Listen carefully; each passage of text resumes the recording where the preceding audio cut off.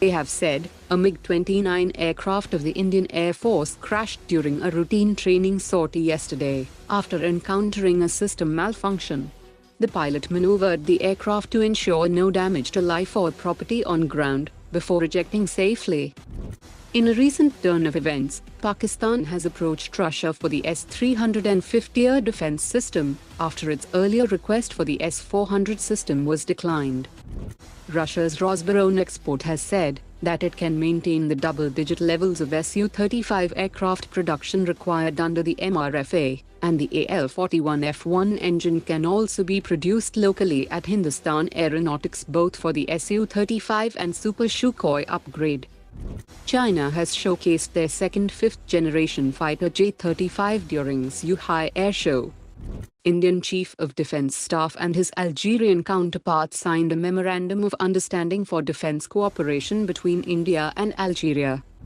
Pakistan Navy has claimed to have successfully test-fired an indigenously developed Smash ballistic missile having a range of 350 kilometers from a warship, which is a direct import of Chinese CM-401 anti-ship ballistic missile.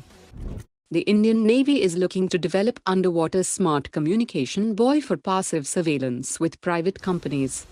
The Indian Air Force is working with IIT Mumbai and IIT Jodhpur for the use of artificial intelligence and robotics in aircraft and helicopter maintenance. The Indian Army is setting up a new ATGM firing simulator that will simulate new tanks of both the neighboring countries. Astr Defence has launched Phantom, which is India's first ever red dot sight pistol.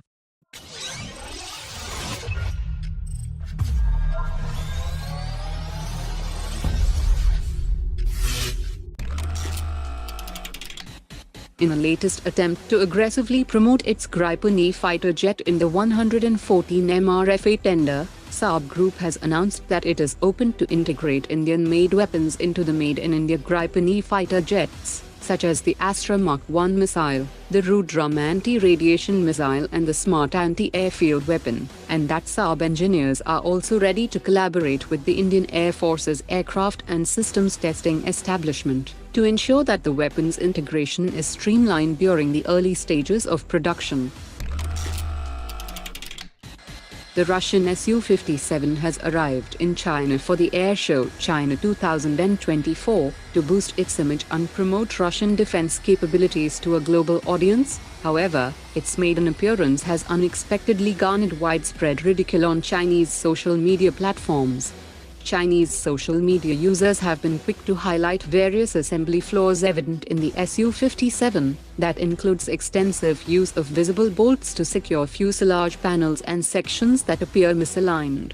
It is to be noted, the displayed aircraft is actually the oldest T-50 prototype, which first flew in 2012, and the Su-57 serial production version is much better than the prototype version. In a significant development, Pune-based Bharat Forge Limited has emerged as the lowest bidder in the Indian Army's contract for buying 307 ATAGS howitzers. The 6,000 crore rupees contract will see Bharat Forge making 60% of the 307 guns, while the Tata Advanced Systems will make the remaining 40%. The order of 307 ATAGS for deployment along the borders with China and Pakistan is expected to be placed in the current financial year. Today's top 3 comments.